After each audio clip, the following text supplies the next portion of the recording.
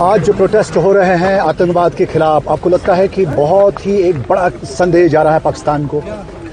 पूरे हिंदुस्तान में और पूरे जम्मू कश्मीर में पाकिस्तान की दहशतगर्दी, पाकिस्तानी आतंकवाद के विरुद्ध आक्रोश है, नौजवानों का खून खोल रहा है। पूरे हिंदुस्तान के साथ साथ यहां वादिये कश्मीर में पूरा कश्मीर बंद है।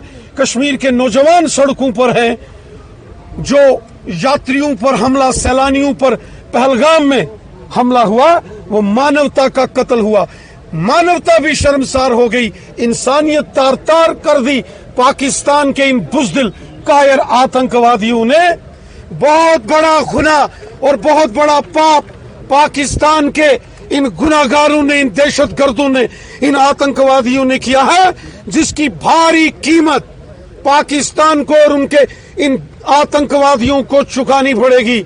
हमारे प्राइम मिनिस्टर मोदी साहब ने कहा है, कश्मीर के गुनाहगारों को, पहलगाम के कातिलों को, जो दहशतगर्द, जो आतंकवादी हैं, जिन्होंने आदिल हुसैन शाह साहब, जो कि कश्मीरी नौजवान, जिसने यात्रियों को बचाते बचाते अपने सीने पर गोली खाई, और जो सैलानी आए, जो पहलगाम में शहीद हो गए, ये जुल्म, ये पाप जो इन्होंने किया है, इसकी भारी कीमत पाकिस्तान को और आतंकवादियों को चुकानी पड़ेगी। बिलावल भुट्टो कह रहे हैं कि सिंध हमारी थी और हमारी रहेगी, चाहे हमें पानी के बदले खून बहाना क्यों ना पड़े। पाकिस्तान जानता है कि हिंदुस्तान एक अमन पसंद देश है। सारी दुनिया जानती है कि हिंदुस्तान अमन, शांति, खुशहाली और प्यार मोहब्बत में विश्वास रखने वाली एक तहजीब, एक सांस्कृतिक राष्ट्र है। हिंदुस्तान एक ऐसा मुल्क है जो दुनिया को अमन, शांति, खुशहाली और भाईचारे का पैगाम देता है। लेकिन हिंदुस्तान की ताकत को दुनिया भी जानती है और पाकिस्तान भी जानता है। 1965 को याद करना चाहिए बिलावल भुट्टो को, जब हिंदुस्तान की फौज ने लाहौर में तिरंगा झंडा लगाया था, और 1971 में जब ढाका से पाकिस्तान की फौज को खदेड़ के बाहर निकाला था, और कारगिल युद्ध जब पाकिस्तानी घुसकर तो आए थे लेकिन वापस नहीं गए थे।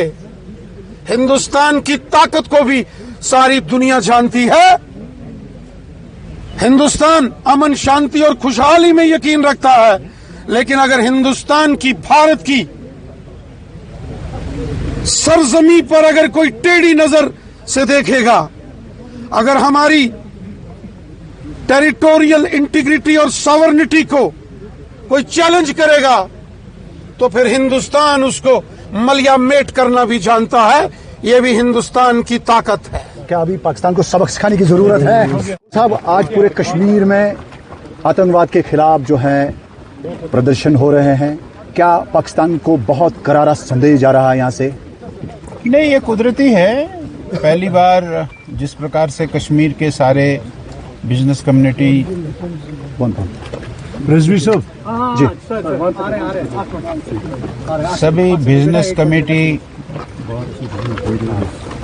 Traders, bar association, civil societies जो बाहर आई है और बाहर आकर उन्होंने इसके विरोध में प्रदर्शन किए हैं, और उस दिन पूरा कश्मीर बंद रहा है, तो ये दिखाता है कि कश्मीर के लोग भी, हम सब भी अब उब गए हैं।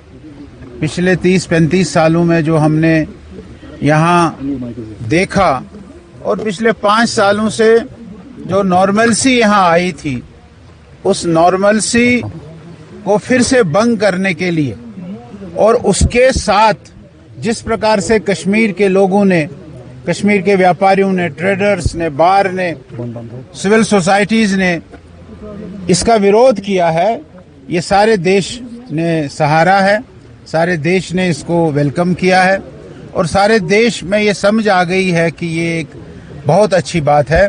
और यही पाकिस्तान को भी एक संदेश गया है कि कश्मीर में अब हम बहुत ज़्यादा डिस्टर्बेंस नहीं कर सकते हैं। अब कश्मीरी खड़े हो गए हैं और कश्मीरी आपके खिलाफ आवाज उठाने के लिए, आपके ऊपर हथियार उठाने के लिए तैयार हो गया है।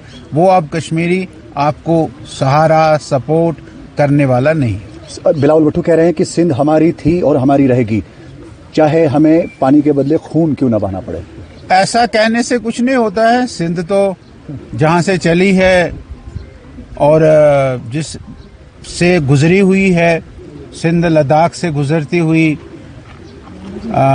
वो जो आर्यन विलेजेस हैं उनमें से गुजरती हुई फिर पाकिस्तान को जाती है। सिंध ये कोई उनकी कोई विभूति नहीं है, ये जहां से निकलती है और भारत में गुजरते हुए उनके पास आती है। ऐसा कहना मुझे लगता है कि ये बचकाना है। और जो सैंक्शंस अब हमारे देश के नेताओं ने लगाए, हमारे प्रधानमंत्री जी ने लगाए हैं, उससे वो बौखलाए गए हैं और उनको अब ये समझ आ गया है कि अब हमारी ज़्यादा नहीं चलेगी। उनकी अपनी हालत भी पाकिस्तान की कैसी है ये हम सबके सामने है। इसलिए और पिछले जितने भी उन्होंने युद्ध भारत के साथ किए हैं, चाहे 47 में, चाहे 65 में, 71 में, 91 में, किसी भी युद्ध में वो सफल नहीं हुआ। 90,000 सैनिकों को आत्मसमर्पण सरेंडर कराया भारत ने। ये तो भारत की बड़ीमी है उस समय कि उन्होंने उन 90,000 सैनिकों को वापस छोड़ा। वो उनको यहाँ खच्चरों के तौर पर इस्तेमाल भी कर सकते थे, लेकिन हमने बड़ी दिलेरी दिखाकर उनको हमने वापस किया है। पाकिस्तान अब ये ताकत, ये हिम्मत ये नहीं कर सकती। अल्ताफ साहब, आपसे जानना चाहते हैं कि आज आप आदिल साहब के घर आए हैं जिन्होंने सयाहों को बचाने की खातिर अपनी जान कुर्बान की है। आपको लगता है कि इसने कश्मीरियत और देखिए, शहीद आदिल साहब ने वो कारनामा कर दिया है जो दुनिया में बहुत कम लोग करते। आदिल साहब ने कश्मीर को बचाया, कश्मीरियत को बचाया। जो एक इमेज बाहर बनाने की कोशिश की जा रही थी, आदिल साहब ने उस इमेज को गलत करार दिया।